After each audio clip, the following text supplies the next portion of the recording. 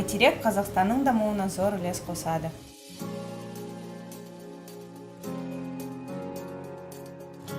Байтерек отандық өндірісті қолдайды.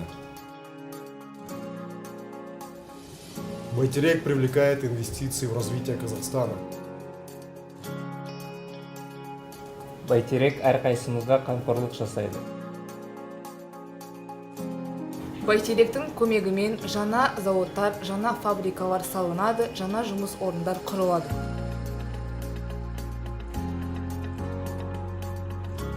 Байтерек серпінді және инновациялық жобаларды қолдайды.